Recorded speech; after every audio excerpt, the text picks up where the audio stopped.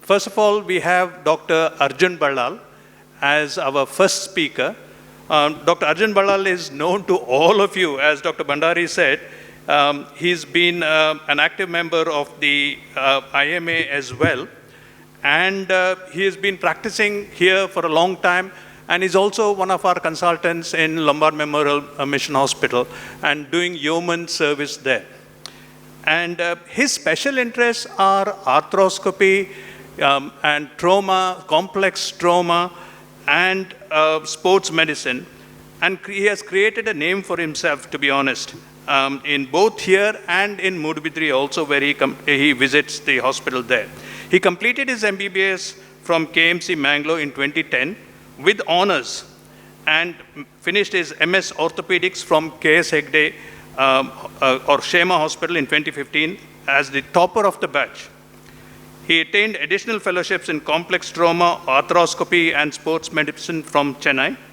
He's a keen academician and has published over 30 research papers in national and international journals. He's a reviewer in the top journals of orthopedics. He's an associate editor of the British Journal of BMC Surgery, American Journal of Medicine, and the prestigious Indian Journal of Orthopedics. He has presented several research papers in orthopedic conferences and other places. He was the recipient of 2 Purblons gold medal in 2019 as one of the best reviewers in the world. He was the only Indian researcher to have highlighted in the website of the British Journal Group of Biomed Central as one of the best researchers in orthopedics in the world. He's very much active in learning and teaching and participates in both offline and online teaching programs. He's a clinician and surgeon par excellence, which I guess I don't have to talk much about. But most of all, he's a good human being. That is the most important thing. Most of his patients, he treats them with care, compassion, and love. And we are proud to be associated with Dr. Arjun Ballal in Lombard Memorial Mission Hospital. And we hope that he continues for many more years in our mission hospital. Ladies and gentlemen, I present to you Dr. Arjun Ballal, consultant orthopedic surgeon in Lombard Memorial Hospital, Udupi. I think Dr. Sushil Jatan has spoken too much about me. I hope I deserve some of that. Now, before we begin, I would like to ask a small question to the crowd. Anything wrong in the X-ray? Can somebody tell me anything wrong in the X-ray? You can see that the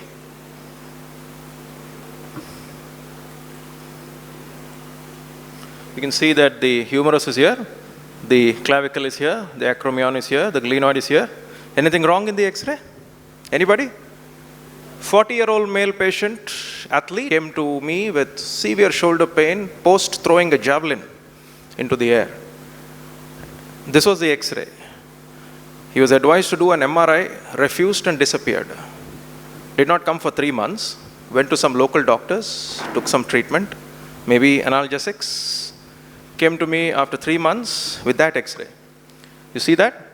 You can see that there is some degeneration of the humeral head there, along with degeneration of the acromioclavicular joint, as well as some destruction of the glenoid. This is at 6 months. Head is nearly gone, with all the joints deranged and destroyed. Finally, at 1.5 years, this was the final picture, or rather the final nail in the coffin, when there is nearly avascular necrosis of the head with totally destroyed glenohumeral joint. So what is wrong with the first X-ray? Now that is the normal X-ray. You see the gap between the acromioclavicular joint here as well as the humeral head. That gap is not there. So that is what is wrong with the X-ray. This gap, this yellow line you see, is called as the rotator cuff interval. That's where the rotator cuff of the shoulder lies. So that rotator cuff is torn. So the humerus has migrated up because of the pull of the deltoid. Hence, this is wrong with the X-ray. Even though initial stage you might feel that it's a normal X-ray, it is not. So an X-ray can tell you a lot over time. So I am to speak today on approach to chronic shoulder pain, no acute shoulder pain, chronic shoulder pain. And in the words of my teacher, mentor, Dr. Sergio, he's a Brazilian shoulder surgeon. He runs an educational platform called as the Shoulder Planet. He's a clinician and a surgeon in Clínica Integrada, Brazil. He once said in all his teaching programs is that if the human body had a mirror, it would be the shoulder. What does it mean? It means that no matter what your symptoms are, what your problem is inside, it will have some reflection in terms of shoulder symptoms. Even an MI will sometimes produce as pain in the shoulder blades. So coming to anatomy, just in brief, you know what are the bones? Primarily the clavicle, the glenoid, the scapula, the glenoid rather, and the humerus, and of course the rib cage forms a part of the shoulder too. And as far as the muscles are concerned, in the anteriorly you've got the subscapularis, which is the internal rotator of the shoulder, and then you have the famous sit muscles of supraspinatus, infraspinatus, and teres minor, which attach on the greater tubercle, which are the external rotators and the abductors. This is just a reference picture just to tell you that these measurements you see in the X-ray, the gap between the acromion and the clavicle, as well as between the coracoid process and the clavicle is very important. Because every X-ray, once you know these measurements and you find some faulty problem in these measurements, that means there is something seriously wrong in the shoulder and it might require further evaluation. You see that? That is called as the capsule. It's the one that protects the humeral head as well as the glenoid, protects the vascular structures of the humeral head as well as the glenoid. And it's a very notorious structure. It is the one which is the major troublemaker for chronic shoulder pain in almost every individual. Small word on biomechanics of the shoulder. As we all know, each shoulder muscle has got its own function. The major muscle bulk or the major function of the shoulder is done by the rotator cuff muscles, which is the SITS, supraspinatus, infraspinatus, teres minor, and subscapularis. They are something that we call as the dynamic stabilizers of the shoulder. That is, when the shoulder is in motion, it assures that the humeral head remains inside the glenoid. Hence, there is something called as an anterior force couple, which is primarily the supraspinatus and the subscapularis. They tend to hold the shoulder anteriorly. Then there is the posterior force couple, which is counteracted by the infraspinatus and the teres minor. Let's move away from the mumble jumble. In simple, this is how it is. When there is a rotator cuff which is active, you have got the humeral head fixed inside the glenoid. But when the rotator cuff is torn, the deltoid pulls the humeral head up and it goes and hits the clavicle like that, as discussed in the first X-ray. So I'll be talking on two major topics, or the two most important topics that as clinicians, as doctors, as physicians, as surgeons, as orthopedicians, everybody see in our day-to-day. One is adhesive capsulitis, which we also term as frozen shoulder in common terms. Second is the rotator cuff tears. Rotator cuff tears, again, primarily due to trauma, non-trauma, that is degeneration, we primarily see in our day-to-day practice. So coming to the first topic, what is adhesive capsulitis? As discussed with you in anatomy, capsule is the primary cover around the humeral head and the glenoid. It houses and protects all the important structures in and around the shoulder. This is how a normal capsule looks like. But when it is inflamed like that, due to several causes, you have got adhesive capsulitis, that it becomes adhesive. Your range of motion of the shoulder is primarily affected. What are the causes? Diabetes mellitus type 2. This is the most common cause of adhesive capsulitis. Every diabetic you come across who has had diabetes for at least a period of 10 years will complain to you at least one point of time that they do have severe shoulder pain. Second is hyper and hypothyroidism. Both of them attribute to adhesive capsulitis. Post-trauma or shoulder surgery, especially proximal humerus fractures, when patients get operated, they tend to immobilize their shoulder even beyond what has been prescribed to them because of pain. Now that can promote and produce adhesive capsulitis in these patients. There are two types. One is primary, which is idiopathic, and then there is secondary. Secondary is primarily due to trauma. There are three major stages of adhesive capsulitis. First one is called as the freezing stage. Most of the patients, those who present to us in the freezing stage. Why? Because it is the most painful stage of the shoulder pain. They are very, very painful. They complain of severe stiffness of the shoulder. They complain of immobility to do their day-to-day activities, especially ladies. They primarily tell that they are unable to tie their sari or comb their hair or wash their vessels. This is their usual complaint. And the second point is the non-dominant shoulder is more common. because the dominant shoulder is always kept in action. So hence, the stiffness is lesser as compared to that of the non-dominant shoulder. Non-dominant shoulder is not much into action, hence it can develop into stiffness. The second stage is the frozen stage. Frozen stage, this freezing stage is up to about 4 to 6 months. The frozen stage can go on up to a year. This is when the symptoms start improving. Patients start feeling that their symptoms are improving, they are feeling better. Finally, there is the thawing stage. This is the time when almost all the symptoms have improved and the patient is almost back to his primary stage or primary function. So as a doctor, it's just a basic thing that the one who catches the patient in the thawing or the frozen stage is always a good doctor, because the patient feels the doctor has cleared their pain. It's actually not. It's just physiology and biomechanics. So what are the symptoms? As discussed earlier, pain is the most common symptom. And second one is stiffness. These are the only two symptoms of adhesive capsulitis. Which comes first, pain or stiffness? That we cannot tell. Why? Because we never know which came first, the hen or the egg. I'll give you an example. There is a school teacher who primarily writes on the blackboard. Let's say she has got a right-sided adhesive capsulitis. They'll write from the top line to the bottom line with ease until they develop adhesive capsulitis. Once they've developed adhesive capsulitis, they will write 2-3 lines lower and go on down. So they have reduced it because of pain or because of stiffness. That is difficult to say. Even while using the duster, they'll be able to rub only so much. They will not be able to rub right from top to bottom. They'll be rubbing like that. They won't be rubbing like that. Because we never know if it's due to pain or stiffness. The patient will be protecting their shoulder against pain by actively compensating it with active stiffness. They themselves would have induced stiffness by reducing their range of motion. Hence, adhesive capsulitis, these two are the main symptoms of adhesive capsulitis. Stiffness, again, what I said, I'm unable to, rub the board, unable to put my sari on, unable to comb my hair. These are the main complaints they come up with. And then they will tell that there is pain when they go to sleep. When I work, there is no pain. But when I go to sleep, there is a lot of pain, especially not just in the shoulder. They will tell it's all along the arm. They've got pain. There are patients who come with a lot of ECGs and a lot of cervical spine MRIs saying that it's a radicular pain or rather a cervical IVDP. Most of the time it is periarthritis shoulder, abnormal condition, but something that is not related to the heart. Two major tests to evaluate this, even though adhesive capsulitis is more of a diagnosis by exclusion. There is no exact test to diagnosis. One is that's called as the Hawkins-Kennedy test, wherein you keep the patient sitting on a chair, get a 90-degree forward flexion of the shoulder, and you externally rotate the arm. So when you're able to do that, the patient will have severe pain and severe stiffness.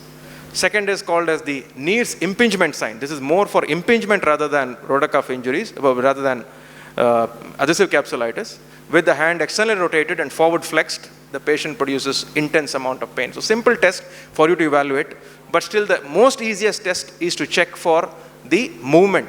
That is, you try both the hands close to the body of the patient and then you externally rotate the shoulder. You will notice that the normal shoulder, the patient is able to externally rotate more, whereas in the affected shoulder, the patient will start shouting as soon as you go along a particular angle. So that is very much indicative that the patient does have a adhesive capsulitis.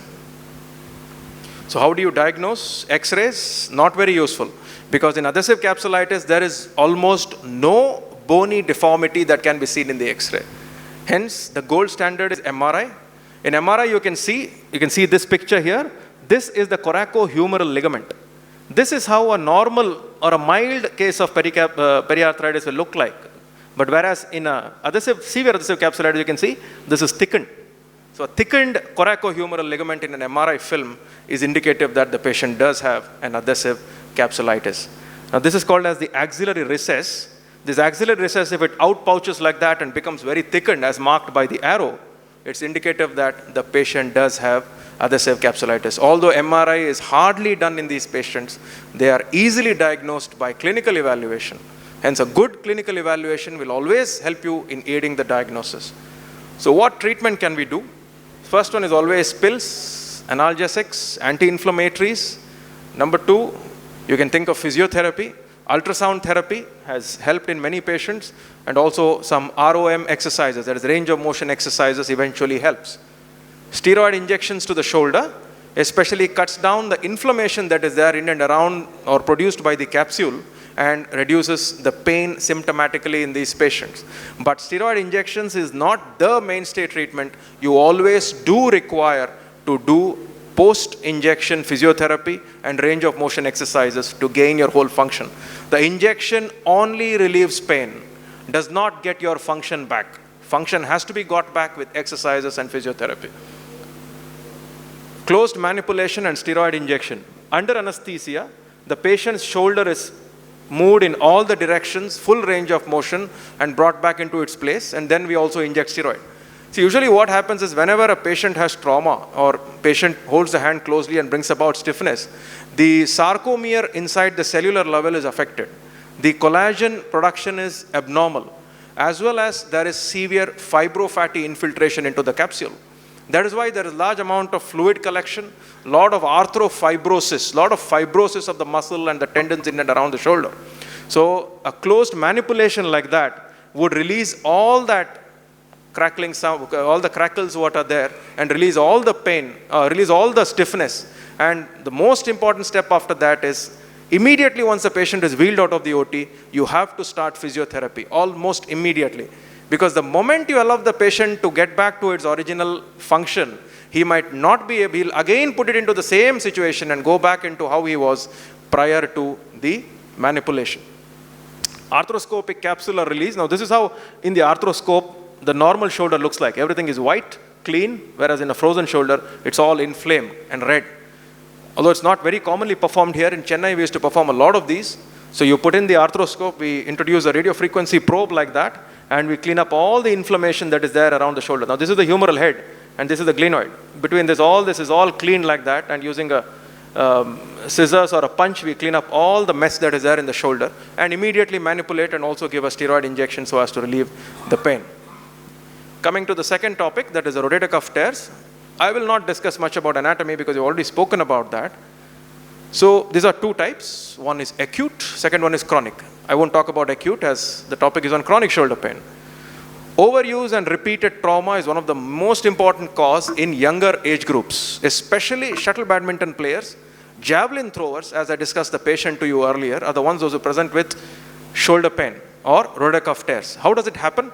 Over the course of time, you are repeatedly putting your body through a particular type of stress, which it can only take so much.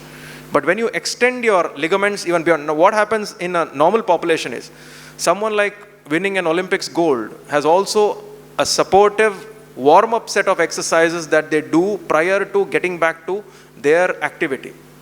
But as times progress, the warm-up starts going down, and the person directly pushes his body to start throwing javelins or playing shuttle badminton or so. So the body is unaccustomed to so much muscular stress. Hence it's important that, proper counseling and proper exercise patterns are followed in order to have a good or a non-injured shoulder. Tendon degeneration, very common cause, especially in the elderly age group. As we all grow old, there's a large amount of calcium deposition along the muscles, tendons, etc. So when there is degeneration of this and the patient pushes himself into an active function, like let's say trying to clean up a field or trying to climb a tree, any of these can attribute to a rotator cuff tear due to poor and weak tendons. Anatomical variations such as narrow rotator cuff interval, that is the rotator cuff interval itself between the acromioclavicular joint and the glenoid is reduced. Hence, the rotator cuff gets damaged, and there is a condition called as the subacromial abrasion of the rotator cuff. Now that can predispose to rotator cuff tears. And some conditions such as shoulder arthritis can also lead to that. Lack of blood supply, again, especially in terms of diabetic patients who also have some amount of diabetic vasculopathy, can end up with cold rotator cuff tears. So what are the symptoms? As I said, rotator cuff is a dynamic stabilizer of the shoulder. Pain, especially during activity, is one of the very common symptoms in these patients. Pain during rest is not very common in these patients, unlike frozen shoulder. And especially during abduction, most common tendon that is torn amongst all the four is the supraspinatus. So the patient usually will have no pain up till 60 degrees, and beyond that, up to 120 degrees, the patient will have some amount of subacromial pain. So this is quite indicative of a subacromial tear. Sometimes entire ROM also patients have pain if it has predisposed into further tears and further injuries. So what are the clinical evaluation you can do? Again, very simple test. You can do it in the clinic. First is called as the drop arm test. This is primarily for supraspinatus. With the patient sitting on the chair, abduct the shoulder up to 90 degrees passively and suddenly leave the hand. He will not be able to maintain the 90 degrees. He or she will drop it down. That is an indicative of a supraspinatus tear. Number two, something that we call as an empty can test. That is, you have the hand up to 90 degrees of forward flexion with the thumbs up like that and do it like that. And you have to apply pressure on the upper side. Like you can see this image here. One hand is here, one hand is on the shoulder. This is an empty can. Ask the patient to raise it up. They will not be able to do it.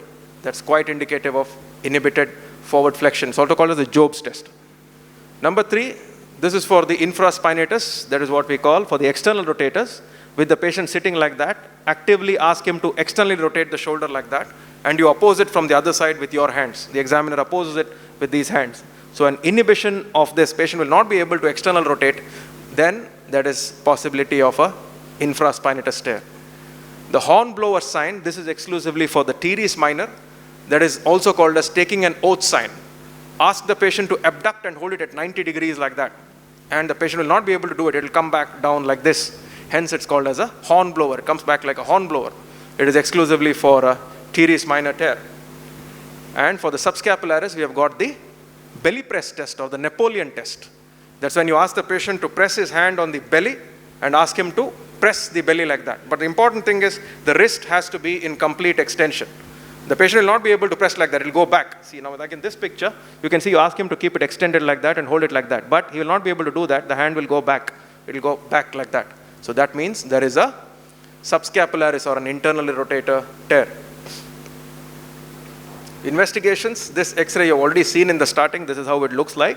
The investigation, there is a tear and there is a proximal migration of the humerus there. Ultrasound, helpful, but there has been some examiner variations or radiologist variations in assessing and understanding rotator cuff tears, hence not the gold standard. It can be used in patients with stents or catheters or pacemakers. Definitely an ultrasound could be useful. Gold standard is always a non-contrast MRI. That could probably give you a hyper-intense lesion in the area of the rotator cuff, which is indicated by the yellow arrow, is indicative that the patient has a rotator cuff tear. So what is the treatment? First step is always physiotherapy. Second step would be the ROM exercises and supportive therapy for that. Now these are called PRP injections or a platelet-rich plasma injections, wherein we aspirate blood from the patient and we centrifuge it and make it into a concentrate like that, where you have something called as a platelet-rich plasma. And this is injected into the shoulder. There are some studies encouraging it, some studies against it, so it's more of an ambivalent situation. It's noted to have some healing potential and regeneration of rotator cuff once it's torn. Although in chronic tears, there are not many studies to say how it actually helps. An arthroscopic debridement, where you can clean up all the dead and necrosed tissue, as well as clean up the acromion, what is producing, something that we call an acromioplasty.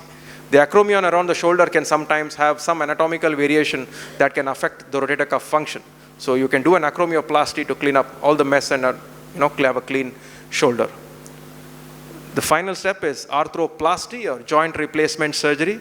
In joint replacement surgery, here we have two types. One is called as the regular total shoulder arthroplasty. The second one is called as the reverse shoulder arthroplasty. Now what is the difference? In a total shoulder arthroplasty, you should have an active rotator cuff. Hence it is not very useful in this process in case of rotator cuff tears. What happens is the glenoid is replaced by a polyethylene liner and the humeral head is replaced by metal. Whereas we all know that shoulder is a ball and socket joint. The humerus forms the ball and the glenoid forms the socket. You change the function or reverse the function in case of a reverse shoulder. The glenoid becomes the ball. We put it something called as a glenosphere here, and the humerus becomes the socket. So any muscle like the deltoid can function as a rotator cuff once you change the function, once you change the biomechanics. This has been quite a new advent and a very useful procedure, especially in cases of chronic rotator cuff tears, and patients tend to have near normal shoulder function post this surgery. Shoulder rehabilitation is the main step of irrespective of what treatment you give to the patient, whether it is surgery, non-surgery, whatever you do, shoulder rehabilitation forms the mainstay of treatment. So what are the take-home messages? Number one, all ligamentous operations of the shoulder are useful only if the bony architecture is normal. If there is considerable amount of arthritis, no matter what ligamentous procedures are done, patient will end up with pain and stiffness. Number two, treatment of the shoulder conditions is always tailor-made and not universal. Everybody doesn't have the same treatment. A diabetic patient with severe adhesive capsulitis with a rotator cuff tear will undergo surgery only once the diabetes is under control and the adhesive capsulitis is addressed. Trying to do a surgery in him can prove disastrous. Systemic conditions like thyroid and diabetes have to be addressed before thinking of a surgical management for this chronic pain. Always look at one joint above, one joint below. Look at the cervical spine. If you're doing an MRI for the shoulder, also screen for the cervical spine, screen for the brachial plexus. There could be something wrong there which is unattended or unaddressed. And the patient might be just getting treatment for the shoulder problem and cervical spine might just be neglected. And a neurological assessment before you undergo treatment or any treatment for that matter is essential before we finalize on the diagnosis. So these are some of my research papers on shoulder. You can find them on PubMed. When you're interested or if you want to go through, you can have a look at them. They're available online. So in the end, I would like to end with the great words of a great man, somebody who made joint replacement possible, Sir John Shanley, British orthopedic surgeon, who is a pioneer of joint replacement. Many people confused him to be an engineer, not exactly a doctor, because of his understanding of biomechanics. He said that orthopedics is nothing but a marriage between mechanics and biology. What does it mean is until and unless you do not know the mechanics of a joint, no matter what you do to correct it, it might not be successful. He's sometimes termed as the Edison of orthopedics because there are innumerable inventions like Shanley's compression arthrodesis or Shanley's space suits, joint replacement instruments, etc., which are named after him and which he has been a pioneer on. So ladies and gentlemen, I would like to end here. Thank you very much for your patient hearing.